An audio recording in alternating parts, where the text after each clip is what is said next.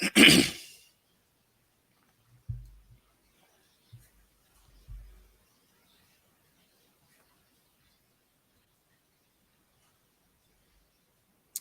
everybody. Welcome to SalesHitch episode 3. My name is Connie Carter, and today we are going to be talking about how to attract, develop, and retain top sales talent.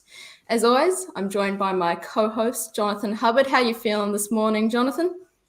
Yeah, really well, Connie. Great to be on. Really looking forward to discussing this one.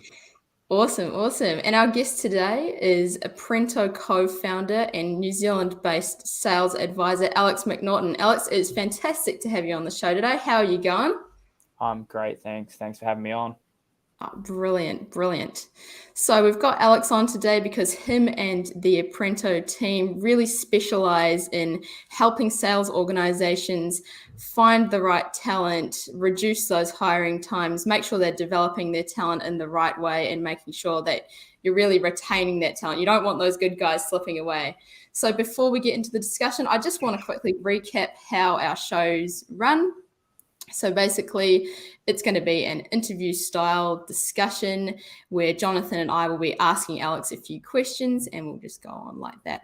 So before we get things started, Alex, I just wanted to ask you, so why did you choose to specialize in this sort of hiring, developing, and retention areas? You know, what problem are you solving? I'll try and answer this really quickly because it's a bit of a story, but fell into sales by accident, like most people do in the sales profession. Worked for about 6 years across startups and then big, large US software companies. Noticed that Kiwi companies were pretty crap at selling.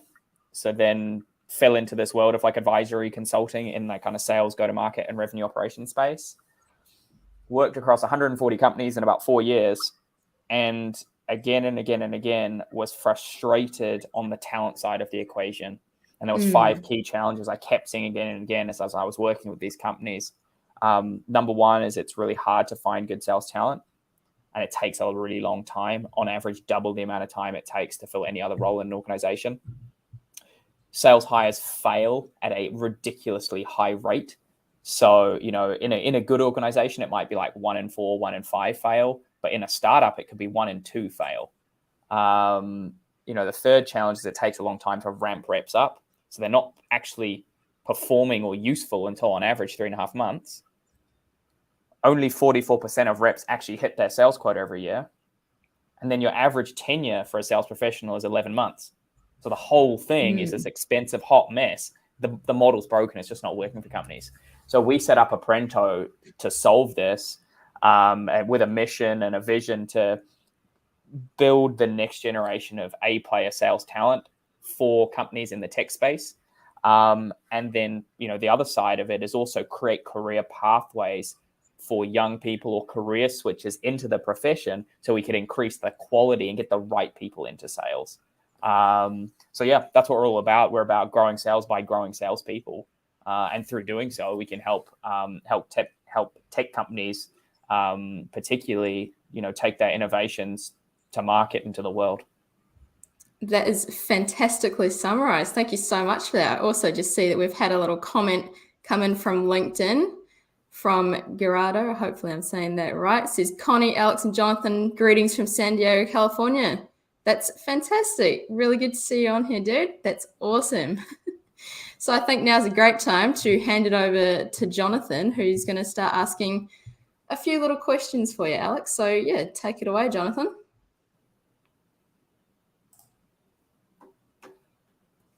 Oh, I think you might be muted. Jonathan. Try that again. There we go. You're onto it. No, that's fine. So we've heard on your podcast, Alex, that you've talked about sort of always be recruiting. Do you think this approach applies to every industry? Let me clarify, like always be recruiting.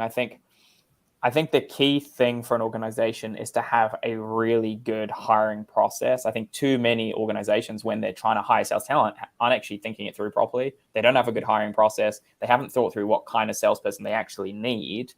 And they don't have any way of assessing who's good and who's not. So, I think actually the fundamental thing is it's not just about be hiring always and be looking for talent always. It's actually even a step before that is make sure that you've got a good hiring approach. Then you can be evaluating talent all year round and bring the right people into your organization. To answer your specific question, does it change in different industries? Not massively, in my view. Like, selling in tech is very similar to selling in professional services or selling in other areas. People are people. And, a good salesperson can transition and sell in both. So, no, I don't think it fundamentally changes too much. Yeah, it's good. So, you talked about that process, and, there'll probably be many on the call today that are in the space of hiring right now. What is some, 2 or 3 what does that sort of process look like? 2 or 3 points that would really help our viewers on that. Yeah. So look, I think first things first is it's starting right at the beginning, looking at what do I need? Why am I hiring a salesperson? What do I need them to even do? Okay. Too many organizations just go straight in and think, oh, I need a salesperson. I want to sell more. I need a salesperson. But they don't actually think, what do I want what activities do I want that person to actually do day in, day out? Do I want them to focus on top of funnel lead generation? Do I want them to focus on closing deals that are already in my funnel? Do I want them to look after existing accounts? Is it a combination? But if you have to go to a really specific level of detail, even down to the specific daily and weekly activities you want someone to do when you're defining the job spec. So I think that's the first thing, is define the job spec very carefully and think very carefully about what kind of person you're trying to bring to business. I think the second thing is just have a process, right? Like, have a hiring process. Now, I don't have long enough to go super deep into that, but make sure that you've got, I don't know, at least a couple of interviews, some sort of exercise or something where you can see some behaviors in action, whether it's a role play type scenario. Make sure you check references and run everyone through that same process. So whatever the process is, make sure you have one and make sure you run everyone through it. Some organizations have, like I've seen organizations have like 6, 7, 8 step interview processes. Some have 3 or 4. It also depends on the level you're hiring at, where, how intense that is going to be. But at a rule of thumb, I always say, like, screening interview, another interview with maybe some other people in the team, and then some sort of role play presentation for salespeople. Even if for an inexperienced role, you want to see the behaviors in action to get the best possible view of whether that person is right. The other thing you can also look to do is bring in assessment tools. So whether it's psychometrics or other kind of assessment tools that can take, why is the light gone off in this room? Sorry. It's one of those silly sensor lights. Give me 1 second. I love it. Go. I'm quite on the dark side at the moment. So. Technology just making life more complicated, unfortunately, in this situation. So true. So yeah, look, and assessment tools can kind of bring that, what's the word I'm looking for? Qualitative approach to it as well. Is it qualitative or quantitative? The one that's numbers and facts and figures, rather than opinion, because often interviewing, if you're not experienced at it in particular, here's something to consider, is that salespeople are quite good at selling themselves. So if you don't know what you're looking for, you can get sold. And I've seen companies get sold to, especially startups and startup founders get sold to by salespeople, and they end up hiring the wrong person because they were sold in the interview. Yeah, it's good. I think your point about presentations is good. I think we've experienced that, where we've provided, here is the problem, or here's the space you're fitting into. What does your first 90 days look like? And how would you seek to understand the business, understand the market, etc., and then getting them to present back. It's kind of fast forwarding, what you might do once you've actually made that hire, isn't it? And you're getting them to do that before they start and before you've even made a decision. So it's a really good point. Yep. So even just get them to sell the product. Even just say, hey, like, here's our thing, here's our product. Come back and sell it to me. And just, it's not even about how good they are. Like, you just want to see the process they take. Do they come in and try and pitch slap you and just try and sell products and features, or do they come in and ask some powerful questions? Even that can tell you a lot about how someone's going to show up on the job.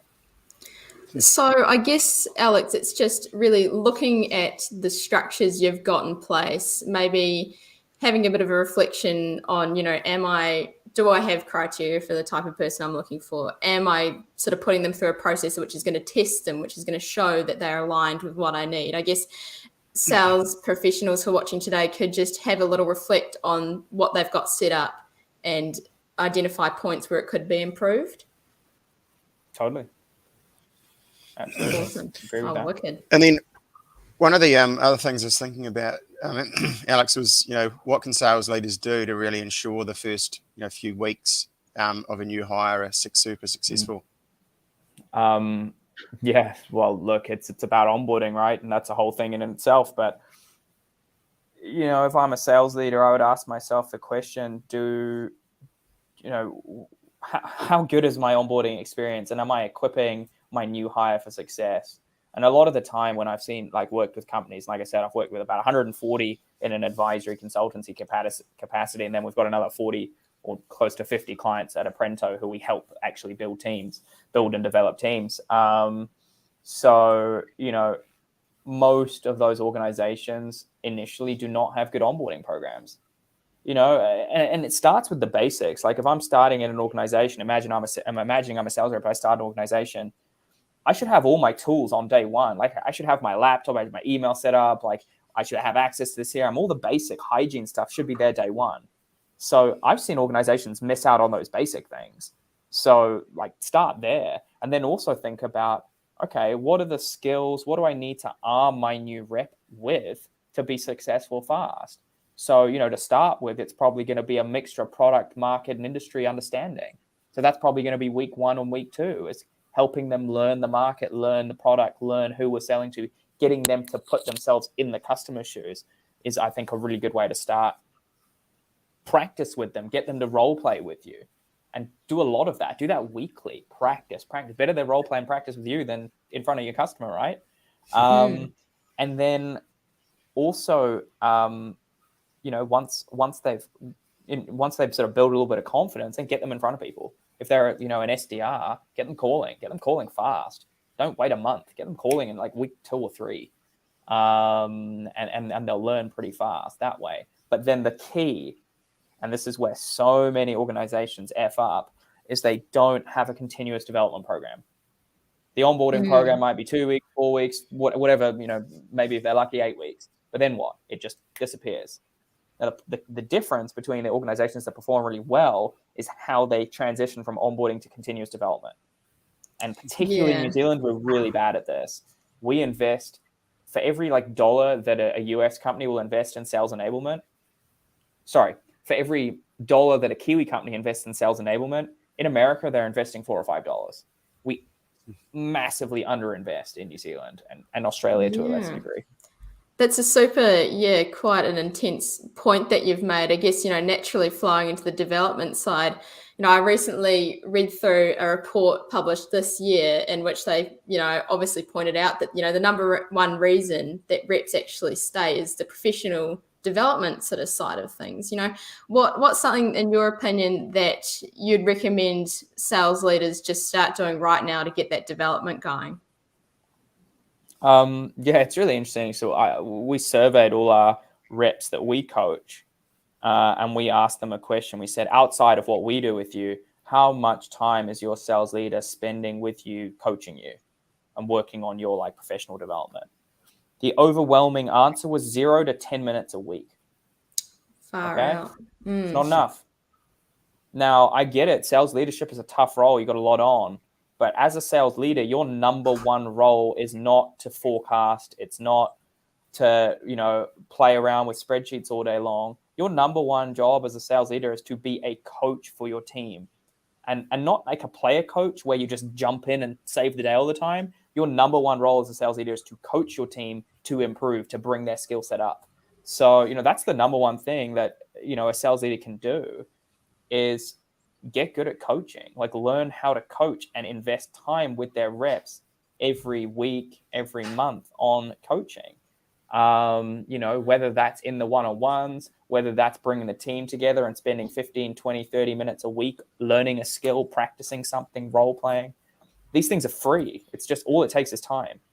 Beyond that, it's curate some content for your reps to go away and consume. Say, hey, read this book and let's talk about it at the end of the month. Hey, here's a good podcast for you. Like all these little things, that's all coaching. It's all helpful. And it's free. And then, beyond that, the average spend globally on, training and development for reps is about $4,000 to $5,000. If you convert it to New Zealand dollars, about $4,000 to $5,000 per rep per year. That's the average. That's not even good. That's the average. So beyond what you can do as a leader yourself is then look to bring in external partners to develop the team, to sharpen their toolkit, and don't have the mindset that I'm just investing in them and then the next person's going to benefit. Because if you have that mindset, they're going to leave. Like the number one reason why people leave is lack of professional development and mentorship. So to not invest in them because you're afraid they're going to leave is just nonsense. Sorry, I sound like I'm getting a rant here, but I'm quite I totally hear what you're saying. Yeah, no, very right. It sounds like, the biggest blocker to actually coaching might just be like actually getting stuck in and doing it. Would you agree with that? A lot of the time, and I've done a lot of leadership coaching as well over the years, and a lot of the time it's insecurity is because they don't feel like they know how to coach. Yeah, totally insecurity, and lack of know-how, and it's another problem, right? Is that sales leaders don't get enough investment in themselves, let alone their reps. So sales leaders often aren't taught how to lead. It's the best rep is promoted, and suddenly you're the sales leader, and you don't even know how to do it. That's what happened to me, right? Like I was in my first sales role, I was promoted to leader within 12 months, and suddenly I had a team of 15, and I'm like, the hell do I do? No one taught me how to lead a team. I was just getting my head around selling.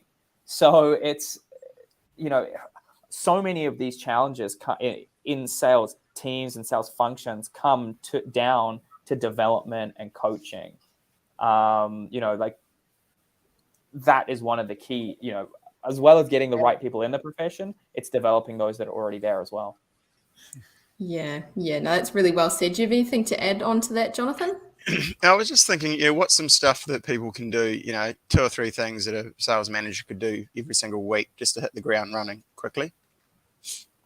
Okay, first things first, have a regular leadership cadence. And what I mean by that is, here's an example. Monday morning, we've got our sales meeting. Friday, we've got a recap meeting with the team. We've got a tight agenda for all of those meetings. They're not long-winded. They're not just a chit chat. There's a tight agenda. There's value for the rep. There's value for the leader.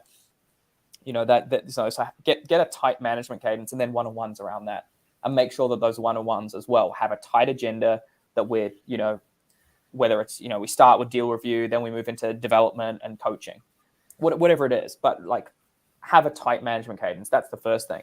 The second thing is recognize as a sales leader that your number one role and responsibility should be to be a coach for your team. Like that is your stupid lights are going again. I'll just keep going. I'm not going to stand up again. Your number one role as a sales leader is to be a coach. So recognize that. That's the second thing. Then the third thing is just once you've recognized it, just embrace it and just look for those coaching opportunities. They're everywhere. Like, you hear a call from one of your reps and it's not quite right. It's like, hey, Alice, that was a good call, but can I give you some feedback? That's a coaching opportunity. It doesn't always have to be this grand seminar style training session. Like it doesn't have to be that. Coaching can be in the moment. It can be, those little moments, but you got to look for them. And then, a lot of it's free. There's so much resource out there. The answer isn't always bringing a development partner like us. Like, hey, I wish that was always the answer and it'd be great for my business. But, sometimes the answer is actually just, curate some content for your team if you don't have budget right now to bring in a partner. There's a good free stuff out there. Yeah, that's really good. I mean, often we'd be writing weekly reports in terms of, what our plan is for the week. So we could just think about that when you write your weekly report. What coaching have I done this week for my team? And just make sure that, we're always thinking about that. Yeah. Just start. You just got to start, I think, like a lot of these things. But it always starts with recognizing that, and sometimes a little bit of introspection is that, hey, I'm probably not doing everything I could be right now. As a sales leader, as a business owner, starts there. And then, do something about it. Yeah. Hey, that's awesome. I really love that. Yeah. So I guess, now that we've sort of got a bit more of a plan around developing those reps, what about the whole retention side of things? What do you think about that? Well, there's a couple of pieces here, right? Like, number one reason why sales reps leave roles, and depending on which data you look at, it's either lack of professional development and mentorship, or the second one is typically pay. Those are kind of the two key reasons why salespeople leave roles. So pay your people properly. Don't undercut them. Don't cap their commissions. Don't be cheap. It's far cheaper to pay your reps properly for good performance than to lose them, because the cost of losing a sales rep, on average, is about $95,000 USD for every rep you lose. That's how much it costs you in terms of having to replace them, in terms of lost pipeline, lost revenue, in terms of lost time. Like, all of the, like, if you think about it, you lose so much every time you lose a rep. So, if you, instead of thinking, oh, I don't want to increase the salary of my rep by $5,000 to keep them, actually think, well, if I don't keep this person, it's going to cost me nearly $100,000 USD.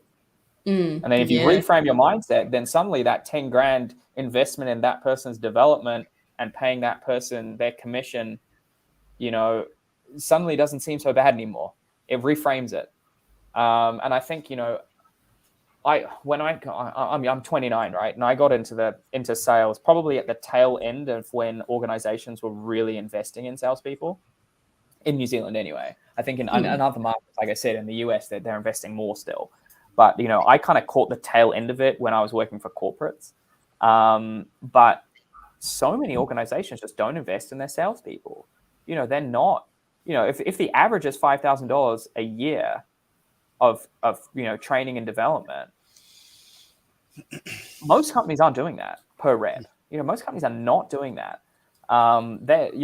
So what was the original question? Sorry, I'm just I'm off on a bit of a tangent here, but no, it's all right. I guess we can sort of focus it by retention. Yeah, retention. Sorry, there we go. So so like, it's two things, right? It's like, pay your people properly and recognize that it's far cheaper to pay them properly than to lose them. And then the second thing is invest in their development, their mentorship. You do those two things and you'll keep them. I remember once a sales leader who taught me, he once said to me, look, here's how I keep my sales team happy is I just help them earn a shitload of money, excuse my French.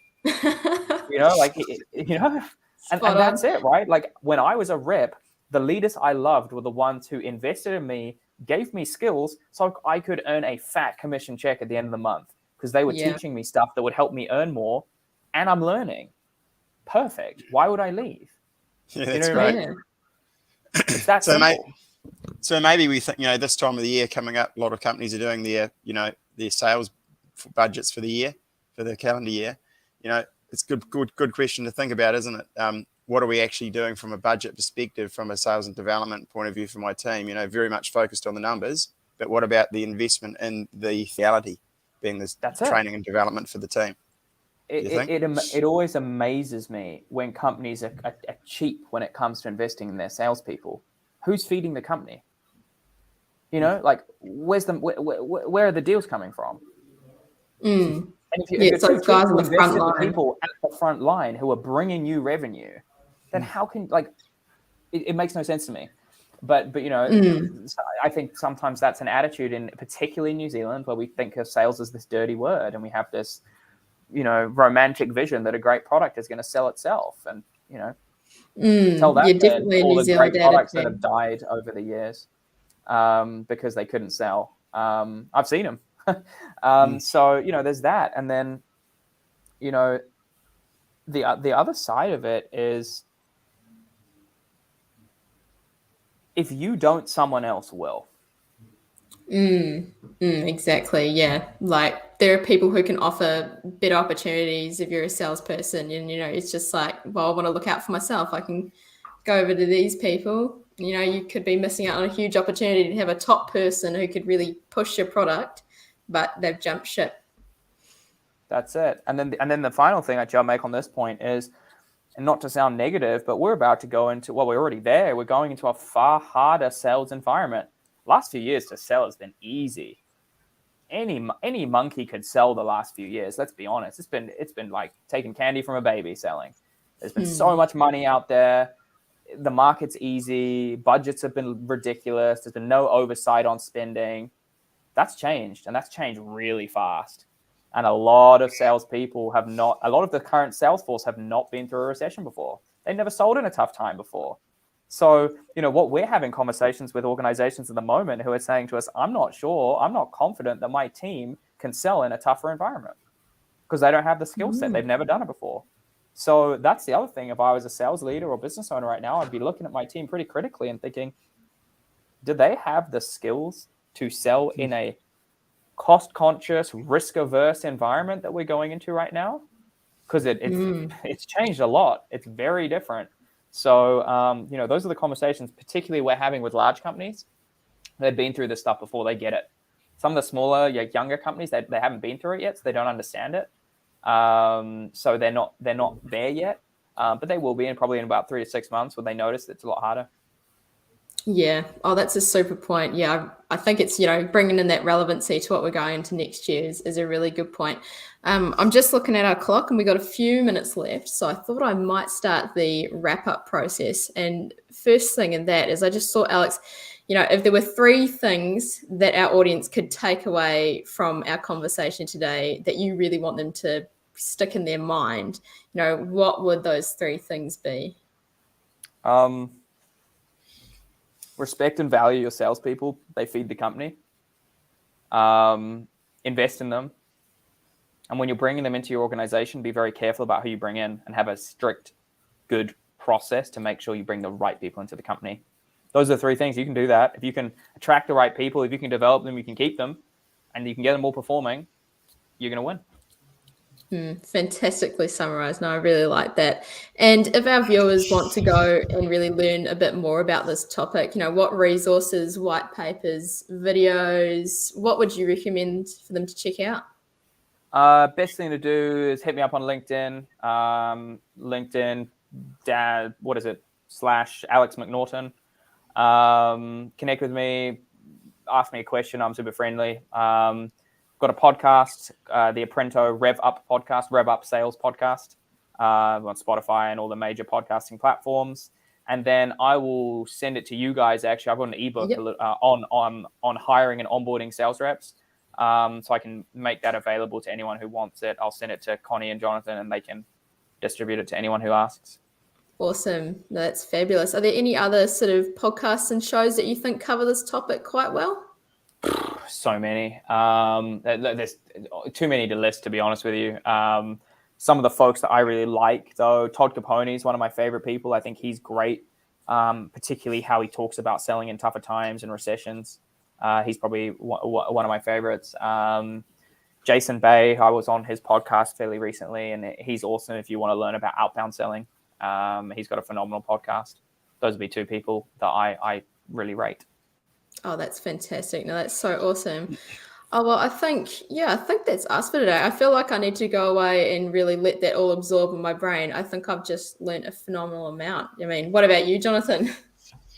Yeah, it's been very, very good. And I think think about them as the investment, as Alex said, is that, the most important investment you've got really in a business is the people that are bring sales in. So just keep fighting that fight when we think about it within a business, and keep protecting them and developing them, because that's the thing that's going to make often going to shift the dial the most within any company.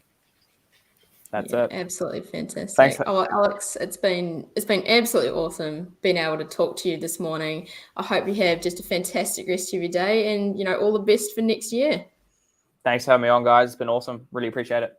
Cool. Fantastic. All right. Well, everyone who's watching, thank you so much for joining us. And we'll catch you in the next episode. See you later.